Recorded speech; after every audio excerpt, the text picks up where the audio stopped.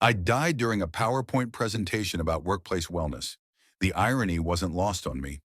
There I was, listening to HR explain the importance of work-life balance while running on 3 hours of sleep and enough caffeine to kill a small horse, when my heart decided to call it quits. Just tapped out. No warning. Middle of slide 7. The last thing I heard was Linda from HR saying, "Remember, your health is your wealth." Thanks, Linda. Super helpful. I expected a hospital. Maybe one of those go toward the light so you will find peace situations.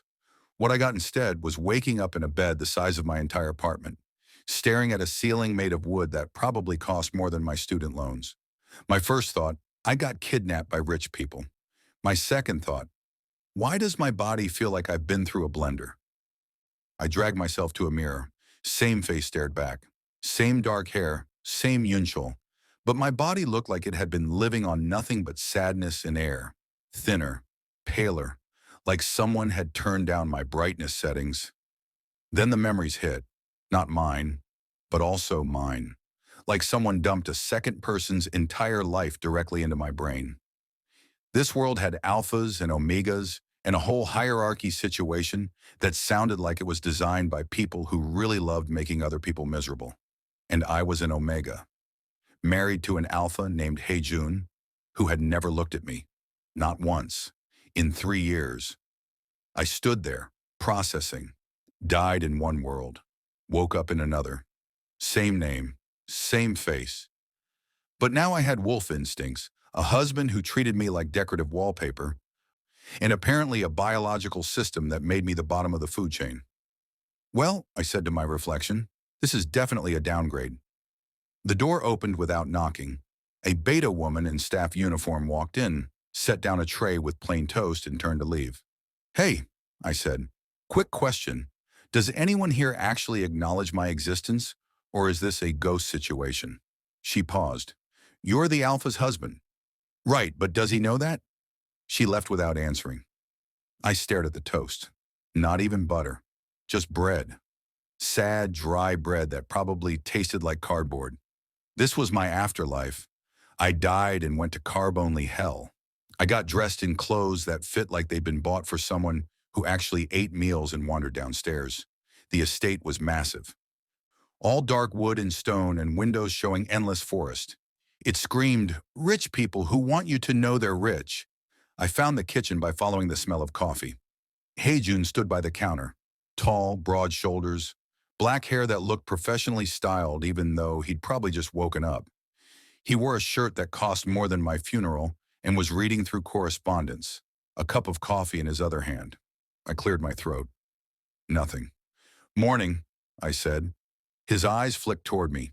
Half a second. No expression. No acknowledgement. Just a look that said I'd interrupted something. He walked out.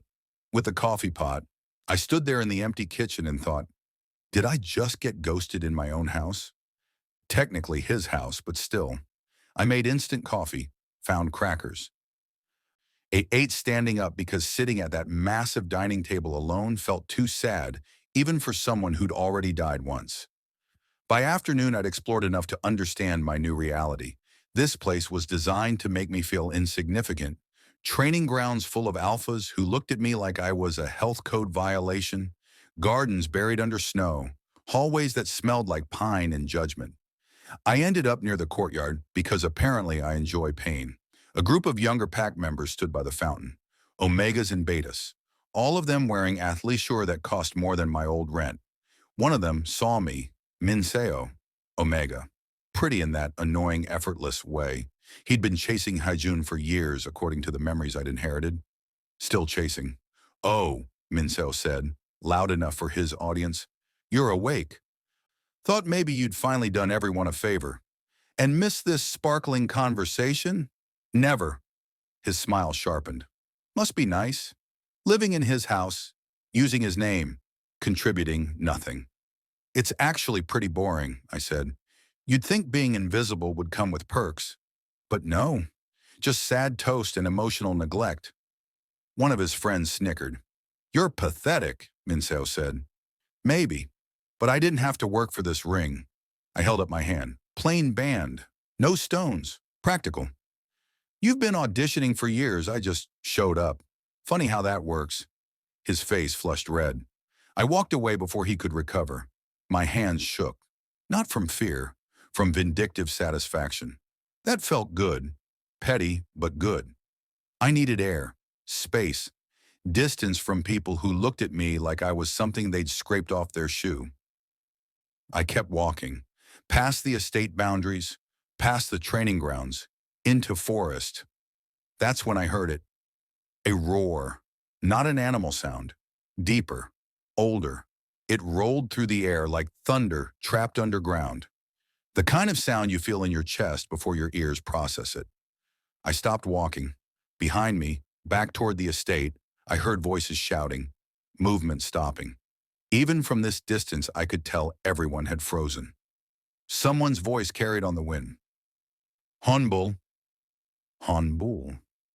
The fire dragon. Haejoon's bonded beast. I already knew about it from the memories. Everyone feared it. No one approached it except Haejoon. It lived in the southern forest where the snow didn't stick and the trees bore permanent scorch marks. My modern brain kicked in. The part that grew up on true crime podcasts and thought consequences were suggestions. I already died once. What's the worst that happens? Round two? I walked toward the sound. The landscape shifted. Warmer. The snow thinned to slush, then disappeared entirely. Tree trunks showed black burns. The air tasted like smoke. Ahead, the trees opened into a clearing. Heat hit me like opening an oven door, the kind that makes your lungs tighten and your skin prickle. And there in the center, something massive moved. Scales like molten obsidian, wings folded against a body the size of a house, eyes that opened slowly, golden, glowing, ancient. The dragon looked directly at me. A growl rumbled, not a sound. A vibration that rattled my ribs and made my teeth ache. My heart hammered. Every instinct screamed to run. I stood there. Well, I whispered, here we are. The dragon's eyes were the kind of gold that made you forget how to breathe. Not because they were beautiful, because they were calculating, like it was deciding whether I was food or something more interesting. I should have run. My legs wouldn't move. My brain was screaming at me to back away slowly, apologize to the massive fire-breathing lizard, and maybe reconsider my life choices. But my body stayed frozen, locked in place by fear or stupidity or both.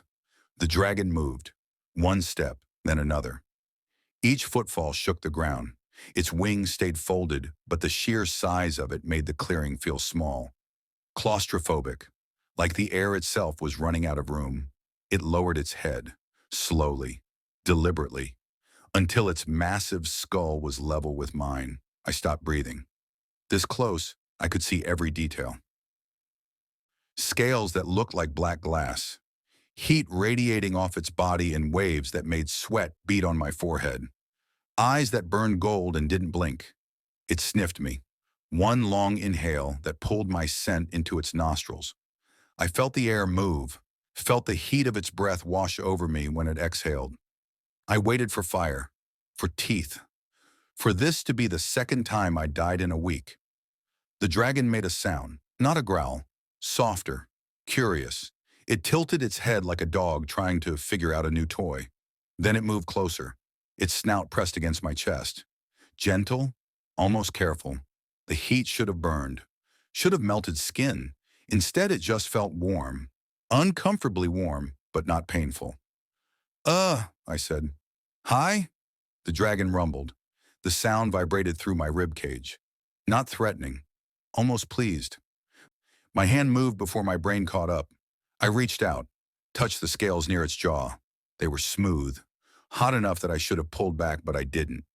Something about the contact felt right, natural. The moment my palm flattened against its scales, something happened. A pulse, not sound, not movement, something deeper.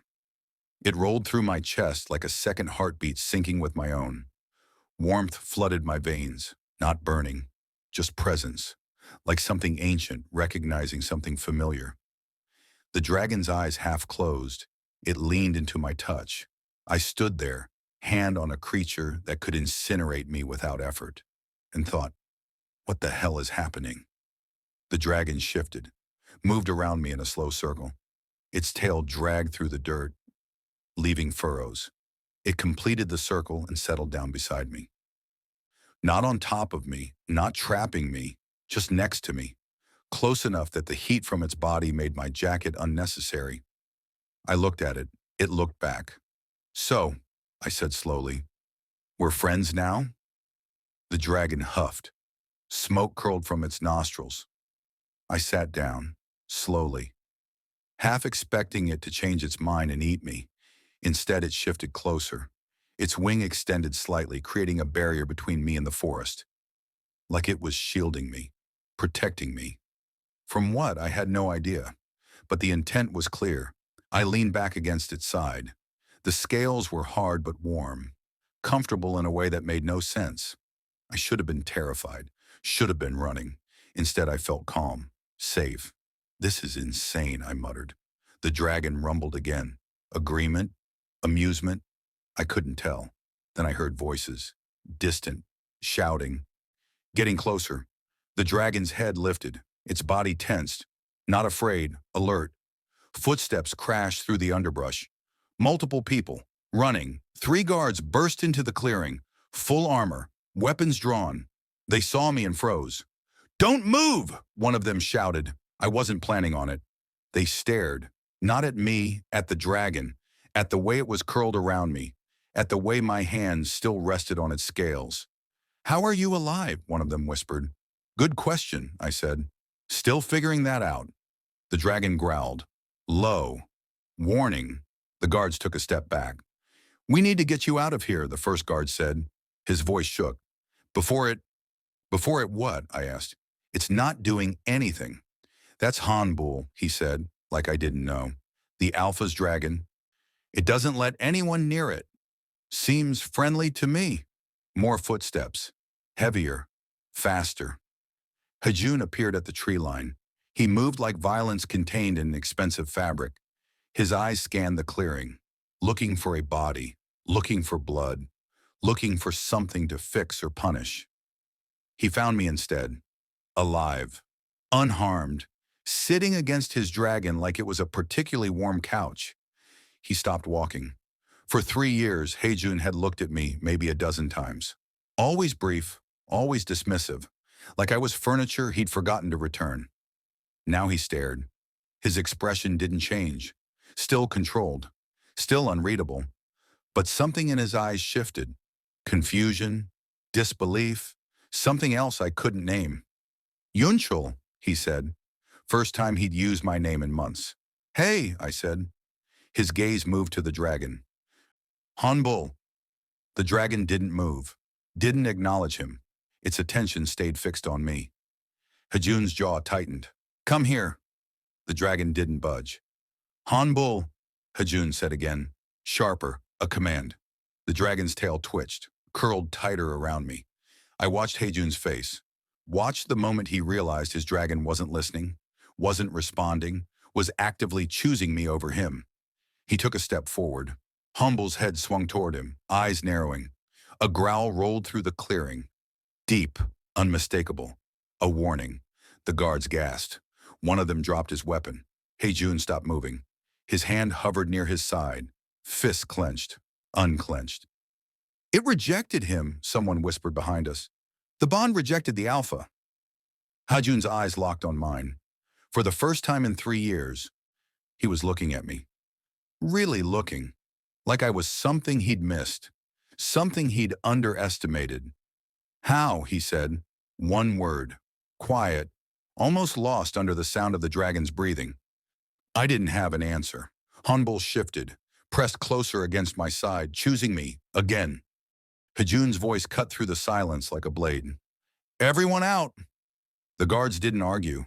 I heard boots scraping against dirt, hurried footsteps retreating through the trees. Within seconds, the clearing emptied. Just me, Haejoon, and the dragon who'd chosen me over him. The silence that followed was worse than the growling. Haejoon stood 10 feet away. His posture was rigid, controlled, but his eyes told a different story. They moved from me to Hanbul and back again, like he was trying to solve a puzzle that shouldn't exist. How? He said finally. One word. Flat. No anger. Just confusion. I shifted against the dragon's side. The scales were still warm under my hand. I don't know. You don't know, he repeated, not a question, a statement that said he didn't believe me. I walked here, I said, heard the roar, got curious, came to look. That's it. That's it, Haejoon said slowly. You walked into a fire dragon's territory and just decided to touch it. Pretty much, his jaw tightened. Do you have a death wish? Already died once this week, I said. Wasn't that impressed? He stared at me, really stared, like he was seeing me for the first time and didn't know what to do with the information. Honbul doesn't bond with strangers, Haejoon said. It doesn't bond with anyone except my bloodline. That's how it works. That's how it's always worked. Well, I said, apparently the dragon has new opinions. Honbul rumbled, a low sound that vibrated through my back. Agreement? Support? I couldn't tell, but it definitely wasn't threatening. Haejoon took a step forward. The dragon's head swung toward him, eyes narrowing. A warning growl rolled out. Haejoon stopped. His hands flexed at his sides. I watched his throat work as he swallowed. It won't even let me approach, he said quietly, almost to himself. I didn't know what to say to that. Sorry your dragon likes me better? That seemed rude, and possibly suicidal. Haejoon's gaze moved back to me. Can you stand? Yeah. Then do it. We're going back. I pushed myself up slowly. My legs felt shaky, adrenaline crash hitting hard. The moment I stepped away from Honbul, the dragon moved. Fast. Too fast for something that size. It positioned itself between me and Haejoon, tail curling around my legs, head lowered protectively.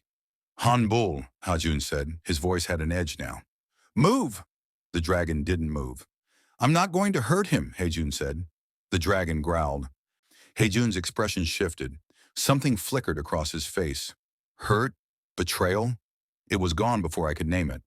We need to go back, he said to me, ignoring the dragon entirely now. The pack needs to know you're alive, and we need to figure out what this means. Can't we just walk? No. Why not? Haejoon gestured at the dragon. Because it won't let you leave without it, and it can't walk through the estate. It's too big. The only option is flight. I looked at Honbul. The dragon looked back at me with those golden eyes. You want to fly us back? I asked it. Honbul rumbled. Then it lowered itself, belly to the ground, wings folded, an obvious invitation. Oh, I said. Okay then. I walked toward the dragon's side. There were natural ridges between the scales, handholds. I grabbed one and pulled myself up. It took 3 tries. My arms weren't built for dragon climbing. When I finally settled on its back, the heat was incredible. Not burning, just intense, like sitting on top of a furnace. Haejoon climbed up behind me, effortless. He'd done this before many times. He settled close enough that I could feel the tension radiating off him. Hold on, he said. To what? Anything. The dragon's wings extended, massive. Blocking out the sky, I grabbed a scale ridge with both hands and held on like my life depended on it. Honbul launched. My stomach dropped. The ground fell away. Wind screamed past my ears. I squeezed my eyes shut and focused on not falling off. The flight was short, maybe 2 minutes, but it felt like an hour. When I finally opened my eyes, we were descending. The estate spread out below us. I could see people in the courtyards, training grounds, gardens. They were all looking up, pointing, staring. We landed in the main courtyard with a thud that rattled my teeth. I slid off immediately. My legs wobbled. I grabbed Honbul's side for balance. The courtyard was full of people, pack members, staff, all of them frozen, staring at me like I'd grown a second head. I felt their eyes, every single one, shock, confusion, some fear. Minseo stood near the fountain. His face was pale, mouth slightly open. I looked away. Honbul nudged my shoulder, gentle, almost affectionate. I'll come back tomorrow, I said quietly. Same time? The dragon rumbled. Approval. Then it launched again, wings beating, rising into the air. It circled once before flying back toward the forest. I stood there in the courtyard, alone, surrounded by stairs. Haejoon landed beside me. He jumped down after I'd left.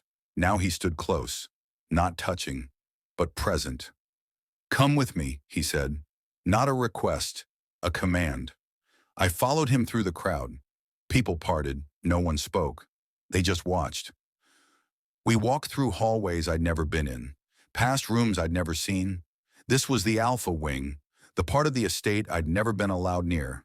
Haejoon stopped in front of a door, opened it. "This is yours now," he said.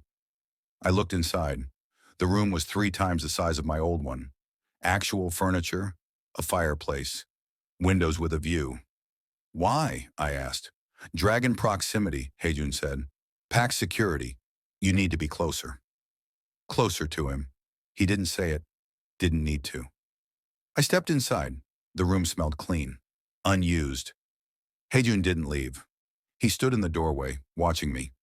"What?" I said finally. He was quiet for a long moment. Then, "What's your favorite color?" I blinked. "What?" "Your favorite color," he repeated. "I don't know it." "Why does that matter?" "Because you've lived in my house for 3 years, and I don't know anything about you." His voice was quiet, controlled, but something underneath it cracked. "I didn't see you. I should have." I stared at him. He looked away first, hand on the doorframe. "Blue," I said. "Dark blue." He nodded. Once, then turned to leave. He paused at the door, back to me, shoulders tense. "I can't lose the dragon's bond," he said quietly. "I can't lose you either." The door closed before I could respond. I stood there in the middle of my new room, heart pounding, hands shaking. Everything just changed. I didn't sleep. The bed was too soft, the room too quiet. Every time I closed my eyes, I heard Haejoon's voice at the door. "I can't lose you either." Like I was something valuable, something worth keeping. 3 years of nothing, then one dragon, and suddenly I mattered. I hated how much I wanted to believe it. Morning came with a knock. Polite, gentle, not the usual bang and leave I was used to. I opened the door. A beta woman stood there holding a tray. Actual food, scrambled eggs, fresh fruit, coffee that smelled like it cost more than my old rent. "Good morning," she said, smiling. At me. I stared at the tray. "Is this a mistake?" "No, sir. The Alpha requested you be provided proper meals." "Sir." She called me sir. "Right," I said. "Thanks." She set the tray on the table by the window and left, still smiling. I sat down and ate eggs that tasted like someone actually cared if I lived or died. It should have felt good. It just felt fake. By mid-morning, I couldn't stay in that room anymore. The walls felt too close, too heavy with implications I wasn't ready to process. I needed air. And I'd made a promise. The walk to the forest was different this time. People saw me, nodded. A few even said good morning. Not warmly, more like acknowledging a piece of furniture that had been upgraded to something functional. I kept walking. The forest was warmer as I got closer to Hanbul's territory, snow thinning, air tasting like smoke. The dragon was waiting. It lifted its head when I appeared. Those golden eyes tracked my movement. Then it made a sound. Low, almost pleased. "Hey," I said. Hanbul lowered its head. I reached out and touched the scales near its jaw. Still warm, still solid. "So that happened yesterday," I muttered. "The whole flying thing, very dramatic. You made me look cool. Thanks for that." The dragon rumbled. I sat down against its side. The heat soaked into my back. Comfortable. "People are being nice to me now," I said. "It's weird. They hated me yesterday. Today I'm suddenly worth acknowledging. And Haejoon?" I laughed, bitter. "He doesn't even know my favorite color. But now he cares. Because of you." Hanbul's tail curled closer. "I don't know what I'm supposed to do," I admitted. "This isn't my life. I died. Woke up here. And now I'm attached to a dragon and married to a man who didn't know I existed until I became useful." The dragon shifted. Its wing extended slightly, shielding me from the wind. I leaned into it, closed my eyes. "At least you're honest," I whispered. "You picked me because you wanted to, not because you had to." Footsteps, I opened my eyes. Haejoon stood at the edge of the clearing, watching. He looked tense, guarded. Hanbul's head lifted. A warning growl rumbled through the ground. "It's okay," I said quickly. To the dragon, not to Haejoon. Hanbul's growl faded, but it didn't relax. Haejoon stayed where he was. "I was looking for you. Found me. You left without telling anyone. Didn't know I needed permission." His jaw tightened. "You don't?" But people were concerned. "People or you?" He didn't answer. I looked at Hanbul. "Can he come closer?" The dragon's eyes narrowed, considering. "Please," I added. Hanbul huffed. Smoke curled from its nostrils. But it didn't growl when Haejoon took a step forward. Then another. He stopped about 6 feet away, close enough to talk, far enough that the dragon wouldn't attack. "May I sit?" Haejoon asked. I shrugged. "It's your land.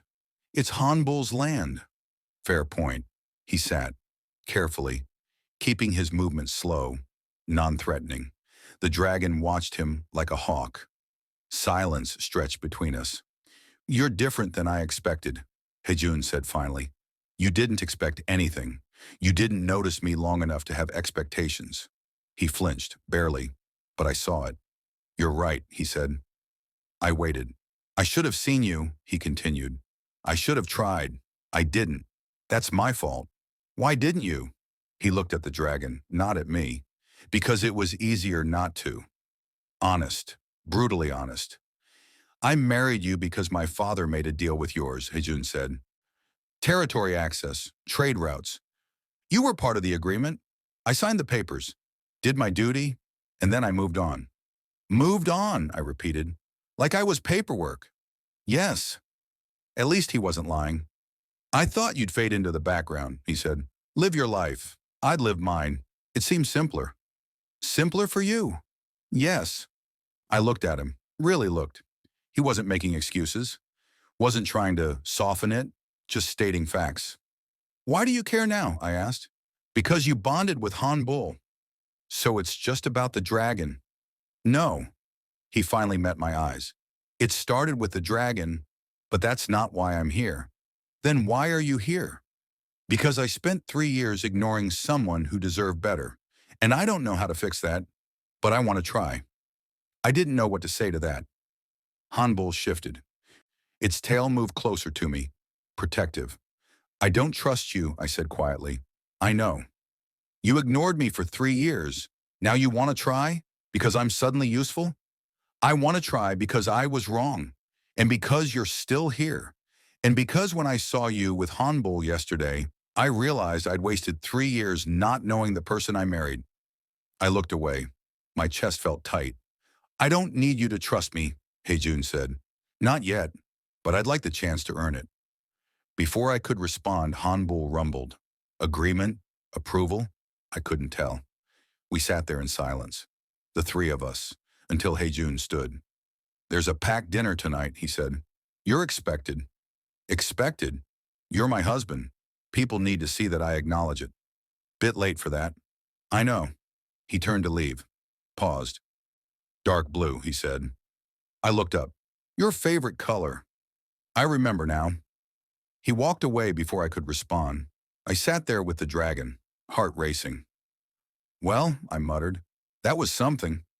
Hanbul huffed. Smoke curled around my shoulders like a hug.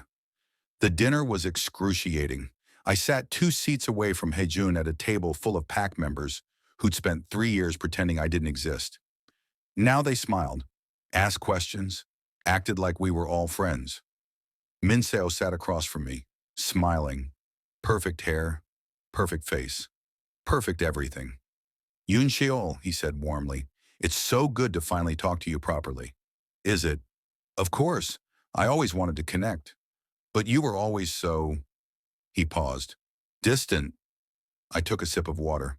"Funny. I remember being right here, just invisible." His smile tightened. "But now you're bonded to Hanbul," Minseo continued. "That's incredible. You must tell me how it happened." "I walked into the forest, touched a dragon. It liked me. Fascinating. And you and the alpha seem closer now." I looked at him. Really looked. saw the calculation behind the smile. You're trying to get close to me to get close to him, I said flatly. The table went quiet. Minseo's smile froze. I don't know what you mean. Sure you do. You spent 3 years chasing him. Didn't work. Now you think if you're nice to me, you'll have better access. That's not. Save it. A door slammed open. A messenger stumbled in, out of breath. Alpha, he gasped. Message from the Western Territory. Alpha Haejoon is coming. Tomorrow. He wants to meet the Omega who bonded with Hanbul. The room went cold. Haejoon's expression darkened. Someone whispered, he'll try to claim him. I looked at Haejoon. Claim me? His eyes met mine. Hard. Protective. Over my dead body. You're a target now. Haejoon's voice was flat, clinical, like he was explaining a weather forecast instead of telling me someone might try to kidnap me. We stood in his study. Me, Haejoon, and 3 of his advisors. All of them looking at me like I was a problem that needed solving. Haejoon doesn't want you, one of the advisors said. Older beta, gray hair, cold eyes. He wants the dragon. You're just the access point. Thanga, I said. Really feel valued right now. Haejoon's jaw tightened. Explain the law. The advisor nodded. If an alpha neglects an omega spouse for an extended period, the omega can petition for dissolution. If granted, they're free to remarry. Haejoon knows this. He'll use it. So he shows up, I said slowly. Points out that Haejoon ignored me for 3 years. Convinces me to leave. Takes me and the dragon. Is that the plan? That's the plan. I looked at Haejoon. He was staring at the desk, expression unreadable. And what do I get in all this? I asked. The advisors looked uncomfortable. You get to choose, Haejoon said quietly. Everyone turned to look at him. If you want to leave, Haejoon continued, meeting my eyes now, you can. I won't stop you. My lord, one advisor started. Haejoon held up a hand. Silence fell. I ignored him for 3 years, Haejoon said. Treated him like he didn't exist. If he wants to leave, he has every right. But the dragon chose him, not me. If he goes, it goes. That's not his fault. It's mine. I stared at him. This man who'd walked past me for 3 years was now giving me permission to destroy his pack's security. But, Haejoon added, voice lower now, if you stay, I need you to help me show Haejoon that this marriage is real, that I acknowledge you, that we're not broken. Even though we are, I said, even though we are. Honest. He was being honest. What if I don't want to be part of your political strategy? I asked. Then don't be. But understand that if Haejoon takes you, you'll be part of his strategy instead. The difference is, I'm asking. He'll demand. Fair point. I looked at the advisors. Can I think about this? You have until tomorrow, the gray-haired one said.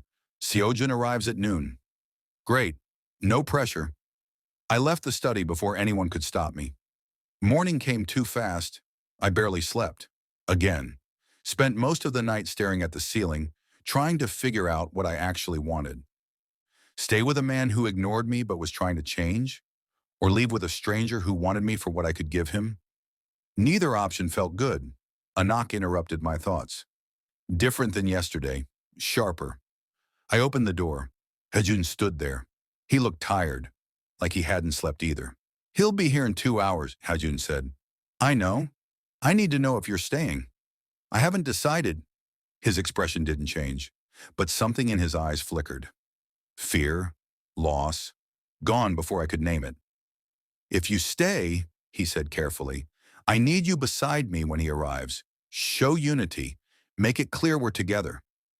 Are we, though? We could be. That's not an answer. It's the only one I have right now. I leaned against the doorframe. Why do you care, really? Is it just the dragon? No. Then what? He was quiet for a long moment. Then, because I spent 3 years taking you for granted, and the idea of losing you to someone else makes me want to burn the world down. My breath caught. But that's my problem, he continued, not yours. You should choose what's best for you, not what's convenient for me. He turned to leave. Haejoon. He stopped. I'll stand with you today, I said. But after this is done, we're going to have a real conversation about what this marriage actually means. No politics, no dragon, just us. He looked back. Something in his expression softened. Agreed. And you're buying me coffee. Done. He almost smiled. Almost. Haejoon arrived exactly at noon. I stood beside Haejoon in the main hall, close enough that our shoulders almost touched. The advisors flanked us. The entire pack watched from the sides. The doors opened. Alpha Haejoon walked in like he owned the place. Tall, broad, handsome in that classic alpha way. Dark hair, sharp suit, smile that probably made people do stupid things. He looked directly at me. You must be Yunchul, he said. Warm, friendly, like we were old friends. That's me. He crossed the room, stopped in front of us, looked at Haejoon briefly before focusing back on me. I've heard fascinating things about you, Haejoon said, bonding with Hanbul. That's extraordinary. It was an accident. The best things usually are. He smiled. I'm Haejoon, Alpha of the Western Territory, and I came here specifically to meet you. Not to see Haejoon? I can see Haejoon anytime. You're far more interesting. I felt Haejoon tense beside me. Haejoon's smile widened. He knew exactly what he was doing. I hope you don't mind, Haejoon continued, but I've been hearing troubling things about your situation here. My situation? Your marriage. He glanced at Haejoon. Forgive me for being blunt, but I've heard you've been neglected. Ignored. Treated as if you don't exist. The hall went silent. That's bold, I said, accusing an alpha of neglect in his own house. It's not an accusation if it's true. Haejoon's voice stayed friendly, reasonable. I simply want to make sure you're aware of your options. Options. Pack law allows a neglected Omega to dissolve a marriage. You could leave, start over, with someone who values you. Haejoon's hand moved, not towards Haejoon, toward me. He caught himself, stopped. Someone like you, I asked. I won't lie, yes, someone like me. I'd treat you the way you deserve, as an equal, a partner, not furniture. He said it so smoothly, so perfectly. I looked at Haejoon. His expression was stone, but his hands were clenched at his sides. Then I looked back at Haejoon. That's a generous offer, I said. Haejoon's smile grew. But I have a question, I continued. If I didn't have the dragon, would you be here? His smile faltered, just slightly. The dragon is part of who you are now, he said carefully. That's not an answer. I'm interested in all of you, but you wouldn't have come if I was just a neglected Omega with no dragon bond. He didn't respond. Right, I said. So you want the dragon, just like everyone else. You're just prettier about it. His expression cooled, the friendly mask slipping. I'm offering you freedom, Haejoon said. You're offering me a different cage. Better than staying with someone who didn't want you. Haejoon moved, fast, one step forward, heat rolling off him in waves. I put a hand on his arm, felt the tension vibrating through him. Don't, I said quietly. He stopped, barely. I looked at Haejoon. I appreciate the concern, really, but I'm capable of making my own decisions. Then make one, Haejoon said, voice harder now. Stay with a man who ignored you for 3 years, or leave with someone who sees your value. Here's the thing, I said. You don't see my value. You see the dragon. And I'm not interested in being used by anyone. Not him. I nodded at Haejoon. And definitely not you. Haejoon's expression went flat. You're making a mistake. Probably, but it's my mistake to make. He looked at Haejoon, then back at me. Pack law gives you 24 hours to reconsider. I'll be at the guest house. If you change your mind, come find me. He turned and walked out. His entourage followed. The doors closed. The hall stayed silent. I looked at Haejoon. He was staring at me like I'd just saved his life. Thank you, he said quietly. Don't thank me yet. We still need to have that conversation. I know. Someone cleared their throat. The gray-haired advisor. Well handled, he said grudgingly. I ignored him. Looked at Haejoon. Coffee, now. Now? You promised. For the first time since I'd arrived in this world, Haejoon smiled. Really smiled. Coffee, he agreed. The coffee was terrible, bitter and burnt, like someone had forgotten it existed for 3 hours. This is awful, Nan, I said. Haejoon looked at his cup, then at me. I made it myself. That explains everything. He almost smiled. We sat in a small room off the main hall. Just the two of us. No advisors, no pack members watching. For the first time since I'd arrived in this world, it felt like we could actually talk. I wasn't always like this, Haejoon said quietly. Cold, distant. I used to be different. I waited. My mother was an Omega, kind, gentle. Everything an Omega was supposed to be according to pack tradition. My father loved her, or so I thought. He stared into his terrible coffee. She died when I was 15. Illness. My father remarried within 6 months to another Omega, this one chosen for politics. He didn't love her, didn't even pretend to. She was a tool, a means to an alliance. That's horrible. That's pack leadership. He set down his cup.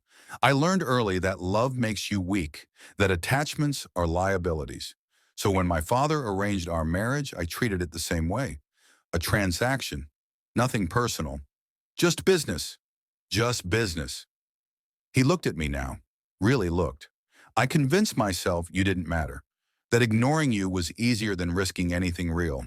I was wrong. I took a sip of the terrible coffee. You know what's messed up? I get it. In my old life, I kept people at arm's length too. Different reasons, same result. Easier to be alone than risk getting hurt. Your old life. He repeated the words carefully, his eyes narrowing slightly. What do you mean by that? Right. I'd said too much. I just mean before this. Before the marriage. That's not what you said. You said old life, like you had a different one. I could feel him studying me, analyzing every micro-expression.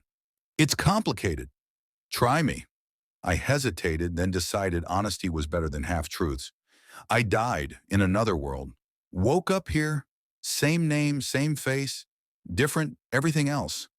Silence stretched between us. Haejoon stared at me with an unreadable expression. Another world. Yeah, you died. Heart attack at 26. And then you woke up here, as yourself, married to me. Pretty much. He leaned back in his chair, eyes never leaving my face. That's not possible. I know how it sounds. Do you? Because it sounds like you're either lying to me or you've had some kind of mental break. I'm not lying. Then you believe what you're saying, which means something happened to you that made you think you died and came back. He paused, studying me. Trauma does that, makes people create narratives to cope. It's not a narrative. It happened. People don't just die and wake up in alternate realities, Yoonchul. And dragons don't just bond with random omegas, but here we are. He didn't have an answer for that. Look, I said carefully, I know it sounds impossible, but I'm telling you the truth. I had a different life, a different world. I died there and woke up here. That's why I'm different from whoever you thought I was. Haejoon studied me for a long moment, like he was trying to see through my skull into my thoughts. You actually believe this because it's true, or because you needed an explanation for why everything felt wrong here? His voice softened slightly. I ignored you for 3 years. That kind of isolation can do things to a person's mind, make them create escape fantasies. This isn't a fantasy. Then prove it. How? Tell me something about this other world, something I can verify. I opened my mouth, then closed it. What could I prove? That cars existed? Technology? Nothing I could say would convince him when the worlds were too different to compare. I can't, I admitted, because it's not real. Because there's no way to prove it to you. He sighed and ran a hand through his hair. I'm not trying to hurt you, but I need to know if you're stable, if you're safe. I'm fine. Are you? I bonded with your dragon. I stood up to Haejoon. I'm sitting here having coffee with you. Does that sound unstable? It sounds like someone who's coping, but coping doesn't mean healed. I looked at this man who'd ignored me for 3 years and was now worried about my mental health. Believe me or don't, But I know what happened to me. And I'm not crazy. He was quiet for a long moment. I don't think you're crazy. I think you've been through something difficult, and maybe your mind found a way to process it that makes sense to you. That's not what happened. Okay. He didn't sound convinced. We can talk about this more later when things are calmer. Translation. He thought I was delusional but was being polite about it.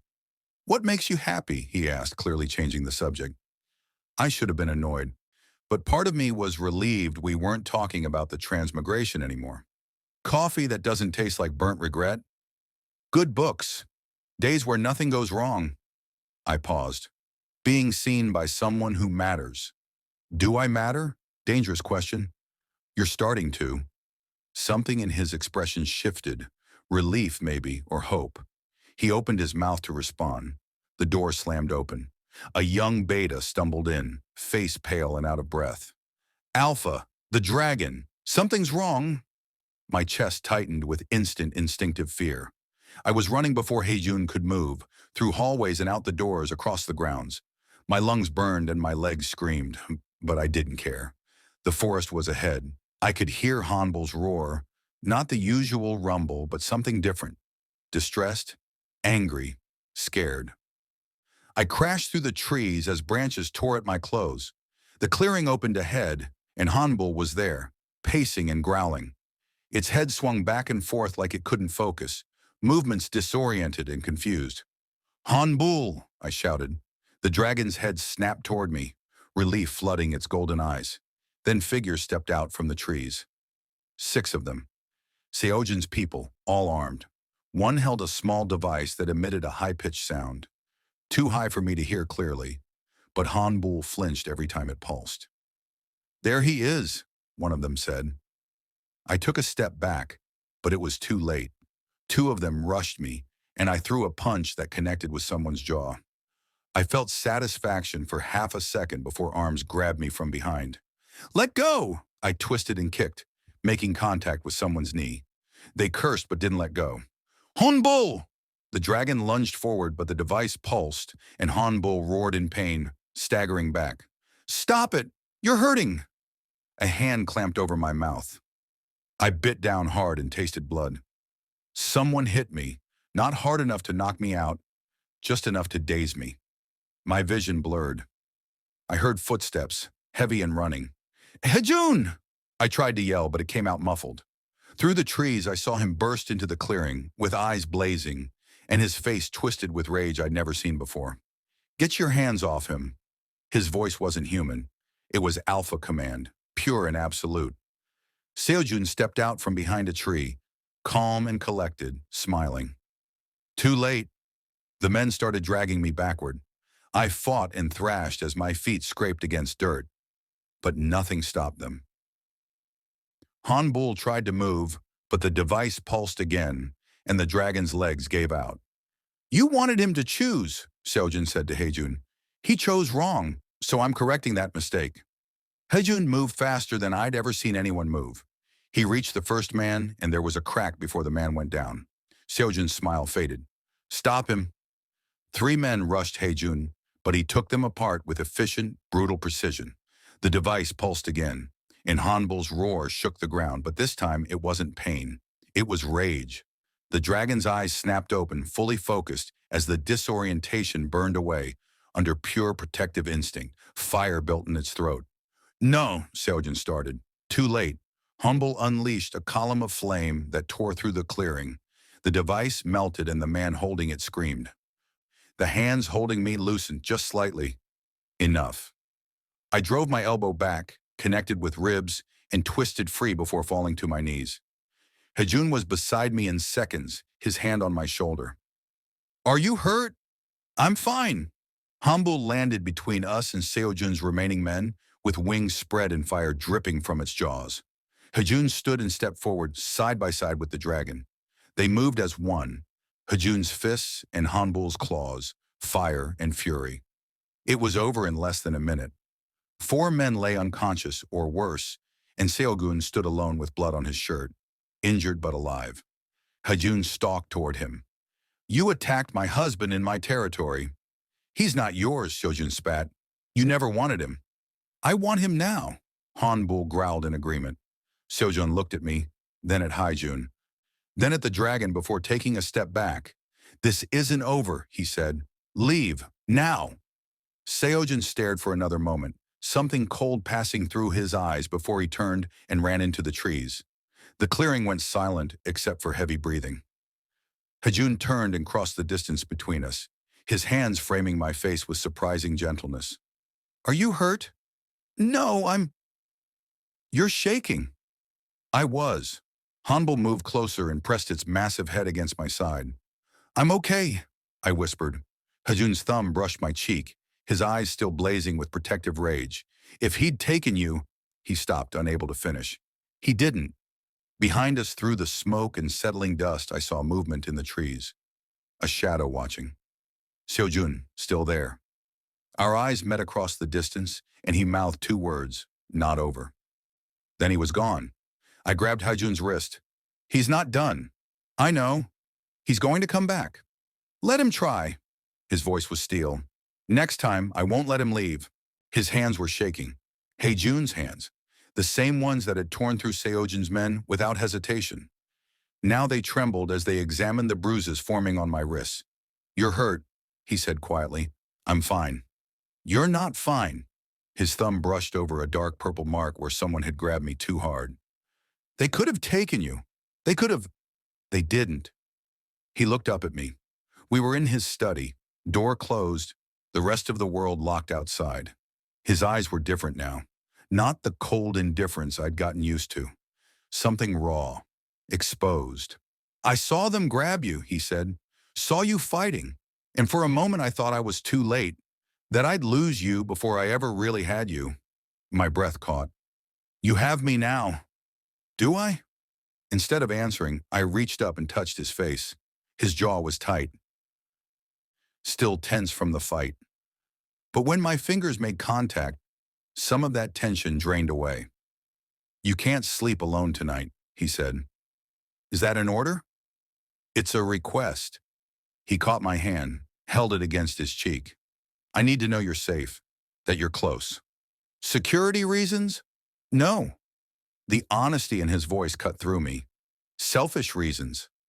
I should have been scared by how much that meant to me. Instead, I just felt warm. Okay, I said. Relief flooded his face. His room was bigger than mine, darker, more him. The bed was massive, covered in heavy blankets that looked warm enough to survive a blizzard. We got ready for sleep in awkward silence, changed clothes with our backs turned, climbed into opposite sides of the bed, like there was an invisible line neither of us could cross. I lay there in the dark, listening to him breathe. The space between us felt like miles. Are you asleep? He asked quietly. No. Good. A pause. I don't know how to do this. Do what? Care about someone, want someone to stay. I spent so long convincing myself I didn't need anyone that I forgot how to let people in. I turned toward him, couldn't see his face in the dark, but could feel his presence beside me. You're doing fine.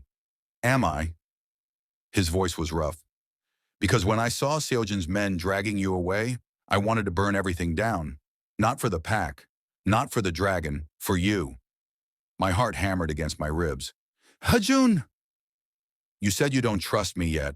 I understand that. But I need you to know that I see you now. Really see you. And I don't want to go back to the way things were. Neither do I. Then stay. Not because of the dragon, not because you have to. Stay because you want to. I reached out in the dark and found his hand. Our fingers tangled together, and his grip tightened like he was afraid I'd disappear.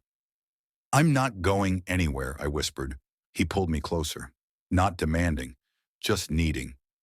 I let him, settling against his chest as his arms came around me. Safe, warm, real. Sleep, he murmured against my hair. I've got you. For the first time since I died and woken up in this world, I felt like I was exactly where I was supposed to be. I woke up warm, too warm, comfortable in a way that made me not want to move. It took me a moment to realize why. I was wrapped in Haejoon's arms, not just near him, completely surrounded. His chest pressed against my back, his arm draped over my waist, his breath stirring my hair. We'd fallen asleep with space between us, but sometime during the night, we'd gravitated toward each other like magnets. I should have felt trapped. Instead, I felt safe. I shifted slightly and his arm tightened.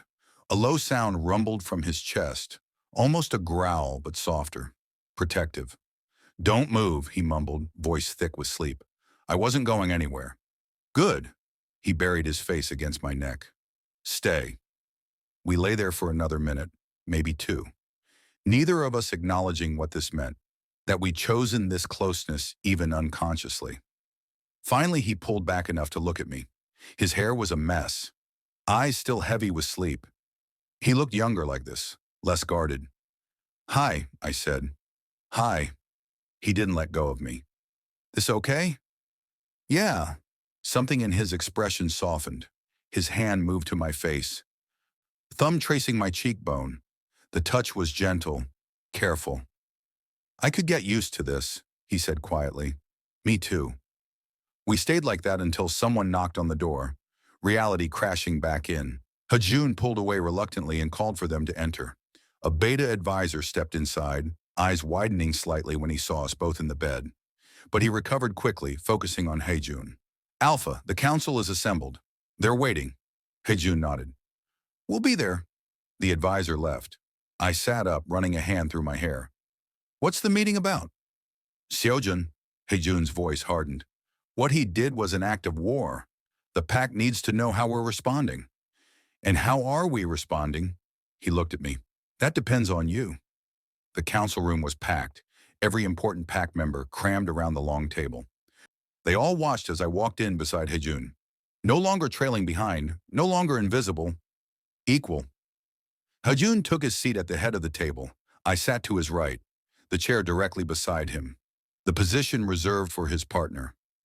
Minseo stared from across the room. So did the others who'd mocked me. But now their expressions were different.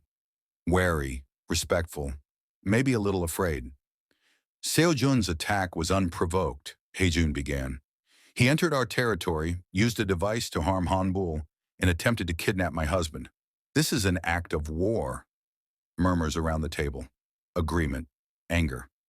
"What's our response?" someone asked. "That depends on what Yuncheol wants," Haejoon said. Everyone turned to look at me. "You're giving me a choice?" I asked. "You're the one he targeted. You're the one with the dragon bond. This affects you as much as it affects the pack." Haejoon's eyes held mine. "So I'm asking, do you want to hide, stay protected within the estate, or do you want to fight?" The room went silent. I thought about the last 3 years, being invisible, being nothing. Then I thought about Hanbul choosing me, about Haejoon finally seeing me, about the life I was starting to build here. "I want to fight," I said. "This is my home now. I'm not hiding." Haejoon's expression didn't change, but I saw something flash in his eyes. Pride, maybe relief. "Then we prepare for war," he said. "Double the patrols, reinforce the borders, and get word to our allies." "I'll tell Hanbul," I said. The meeting continued for another 20 minutes. Strategy, numbers, resources. I listened, but mostly watched Haejoon work. Watched him command a room full of warriors who respected him not just out of fear, but out of loyalty. When it finally ended, people filed out slowly. Minseo lingered near the door like he wanted to say something, then thought better of it and left. Haejoon turned to me. "Come with me." We walked through the estate and out into the main courtyard. The sun was setting, painting everything gold and orange, and there in the center of the open space was Hanbul. The dragon had never come this close to the main building before. It stood massive and magnificent, scales catching the light like molten glass. Golden eyes found me immediately. I crossed the courtyard and reached up to touch the dragon's snout. "Hey, we're okay. Safe now." Hanbul rumbled deep in its chest. The sound vibrated through the ground beneath my feet. I felt Haejoon approach. The dragon tensed, head swinging toward him. But when I didn't move away, when I stayed calm and reached back for Haejoon's hand, Hanbul relaxed. Haejoon stopped beside me, close enough that our shoulders touched. The dragon watched him carefully but didn't growl. Thank you, Haejoon said to the dragon, for protecting him. Hanbul's eyes shifted between us, studying and deciding something. Then it lowered its massive head and pressed gently against both of us at once, accepting, acknowledging. The bond had shifted, not just mine and the dragon's anymore, ours. I turned to Haejoon, still holding his hand. He was looking at me with an intensity that made my breath catch, like he was seeing me for the first time all over again. Yunchol, he said quietly. Yeah? He reached up with his free hand to cup my face. I'm done pretending I don't want this, that I don't want you. My heart hammered. What are you saying? I'm saying I was an idiot for 3 years, and I don't want to waste another second. He leaned in and kissed me. It wasn't gentle. It was desperate and claiming and real. His mouth moved against mine, like he'd been holding back for too long, and finally couldn't anymore. I kissed him back, hands fisting in his shirt, pulling him closer. The world narrowed to just us. His heat, his taste, the way he held me like I was something precious he couldn't bear to lose. When we finally broke apart, both breathing hard, I saw something in his eyes I'd never seen before. Want, need, something that looked dangerously close to love. Yunxiao, he started. Footsteps pounded across the courtyard. A scout ran toward us, out of breath and face pale. Alpha! Haejoon's hand tightened on my waist. What is it? News from the western border. The scout swallowed hard. Haejoon, he's not coming alone. How many? An army, sir. He's bringing an army. Something didn't feel right. The estate was a war camp now. Fighters sharpening weapons. Scouts reporting movements. Everyone preparing for Haejoon's army that was supposedly marching from the west. But as I stood in the war room, watching Haejoon position markers on the map, my gut twisted with doubt. Why would he announce it? I asked. Haejoon looked up. What? The army? Why would Haejoon let us know it's coming? He's not stupid. This feels too obvious. Maybe he's counting on overwhelming force. Numbers over strategy. Or maybe it's a distraction. Haejoon's hand stilled over the map. His eyes met mine, sharp and calculating. What are you thinking? I'm thinking Haejoon doesn't do obvious. He tried to kidnap me with a small team, not an army. What if this is the same play? Big noise in one direction while he does something else entirely. Haejoon studied the map again, this time with different eyes. If you're right and we split our forces wrong, we're exposed on both fronts. And if I'm wrong and we don't prepare for the army, we're dead anyway. He looked at me for a long moment, then nodded. We split. I'll take the eastern perimeter with a small team. You stay here and coordinate the main defense. No. Yunchol, if I'm right and Haejoon's coming from another direction, he's coming for me, which means I need to be wherever you think he'll strike. And I have Hanbul. You need us both. Haejoon's jaw tightened. I could see him wanting to argue, wanting to lock me somewhere safe. But he also knew I was right.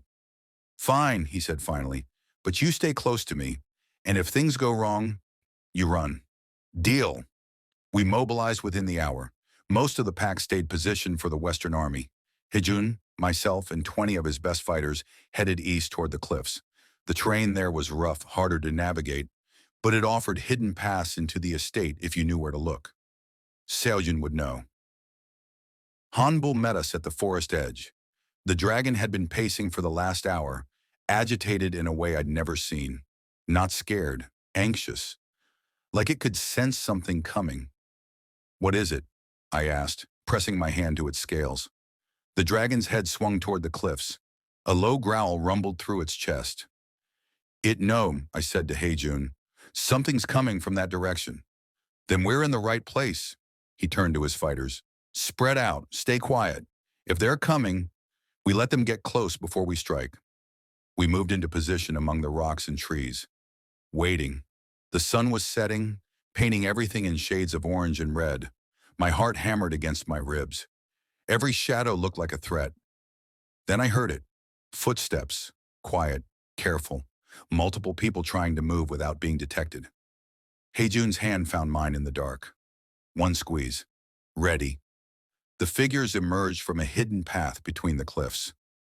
12 of them, armed, moving toward the estate with practiced precision, and leading them was Haejoon. Haejoon's hand tightened on mine. Then he let go and stepped out from cover. "Going somewhere," he called out. Haejoon stopped. His team froze. For a second, no one moved. Then everything exploded into motion. Haejoon's people rushed forward. Haejoon's fighters met them head-on. Steel rang against steel. Someone screamed. I saw Haejoon take down two men with brutal efficiency. A fighter came at me. I ducked under his swing and drove my knee into his stomach. He doubled over, and I brought my elbow down on the back of his neck. He dropped. Hanbul roared and unleashed fire. Not at people, but at the ground between Haejoon and his escape route, cutting him off, trapping him. The fight was over in minutes. Haejoon's team was either unconscious or surrendering. Haejoon himself stood alone, bleeding from a cut above his eye, surrounded by Haejoon's fighters. Haejoon approached him slowly, controlled rage in every step.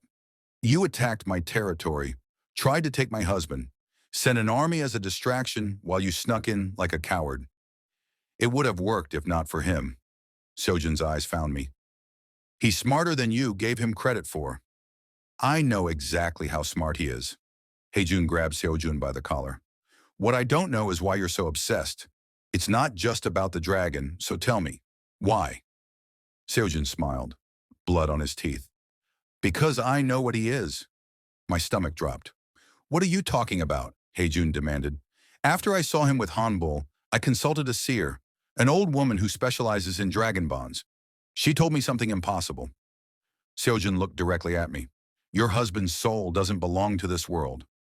The clearing went silent. Haejoon's grip loosened slightly. "What?" "He died somewhere else. Another world, another life. His soul crossed over and brought something with it. Something ancient. Something that's been dormant for centuries." Haejoon's smile widened. "Dragons don't bond with just anyone. They bond with souls marked by death and rebirth. Souls that survived the impossible and chose to live again. That's why Hanbul chose him over you. He's not just an Omega. He's a soul that defied death itself." I couldn't breathe, couldn't move. Every word Haejoon said echoed what I'd tried to tell Haejoon, what I'd tried to explain and been dismissed as delusional. Haejoon turned to look at me. His expression was stunned, open, understanding dawning across his face. "You tried to tell me," he said quietly. "When we had coffee, you said you died in another world. Woke up here.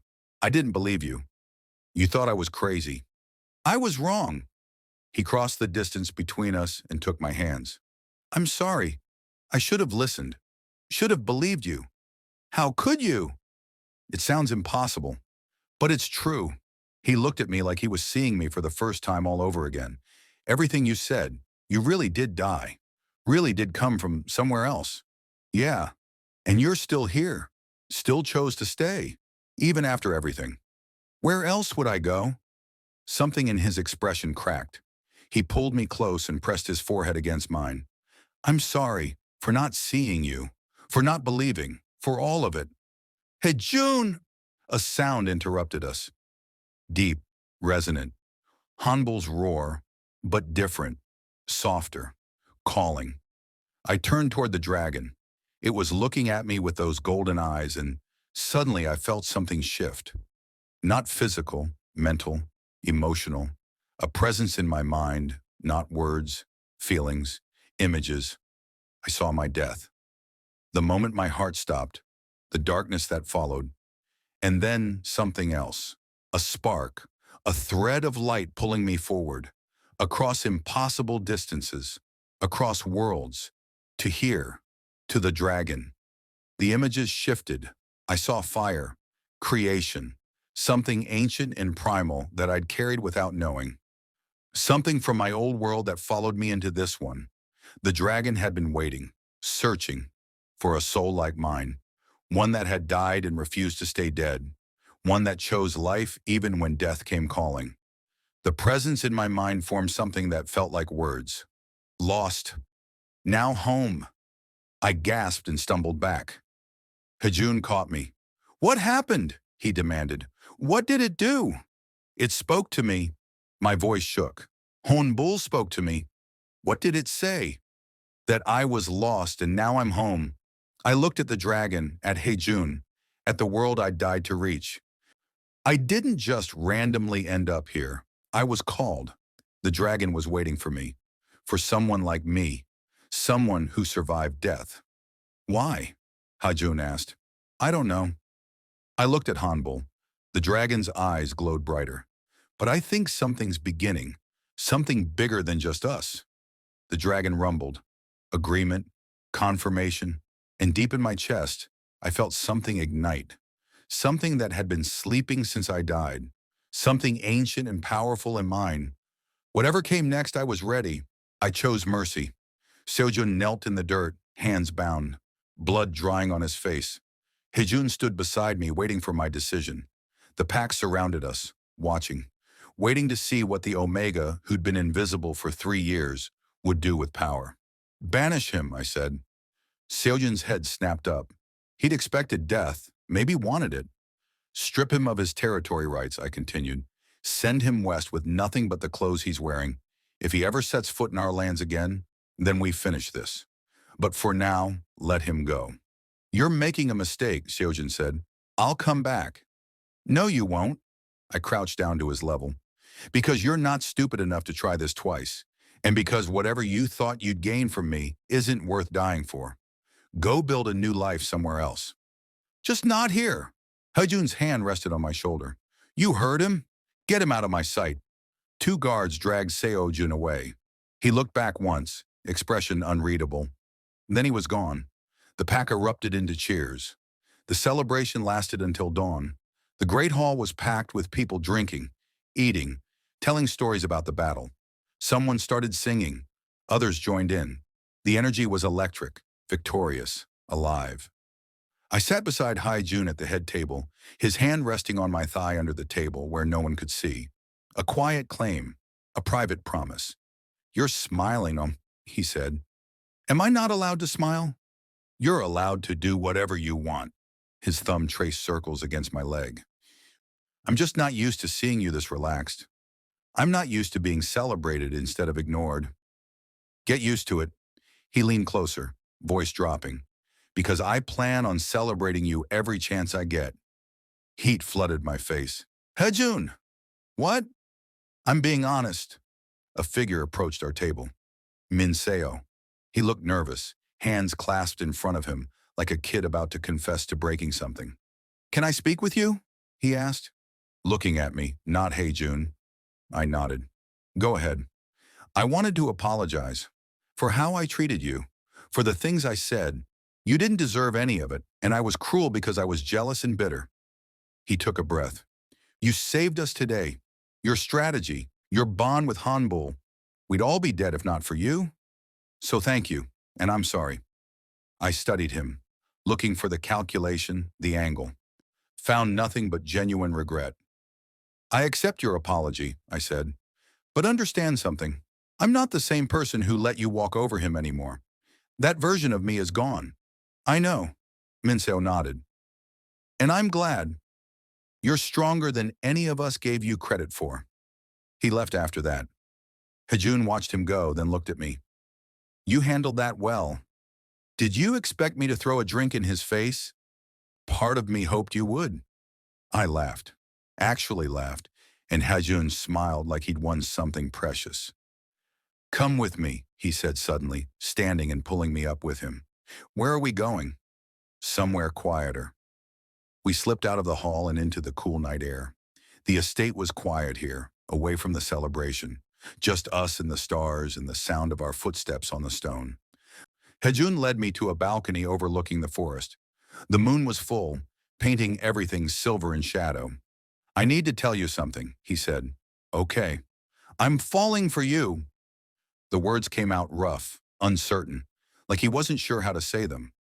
Not because of the dragon, not because you saved us today, because of who you are, your wit, your strength, the way you look at the world like it's both disappointing and worth fighting for. My breath caught. Haejoon, I know it's fast. I know I don't deserve it after how I treated you. But I need you to know that this is real for me. You're real for me. I reached up and touched his face. You're real for me too. Yeah, yeah, I didn't want to be. I tried not to care. But somewhere between the dragon and the fighting and the terrible coffee, I started falling too. He kissed me then, slow and deep and full of promise. Not desperate like before. This was something else, something that felt like forever. When we broke apart, he rested his forehead against mine. Let's do this right. Start over. Be the husband I should have been from the beginning. Okay, but I have one condition. Name it. You let me be your partner, not your responsibility, not something you protect. You're equal. Deal. A roar echoed across the forest. We both turned. Hanbul emerged from the trees, massive and magnificent in the moonlight. The dragon approached the balcony and lowered its head, looking at both of us. I think it wants something, I said. Haejoon stared at the dragon. It wants us to fly.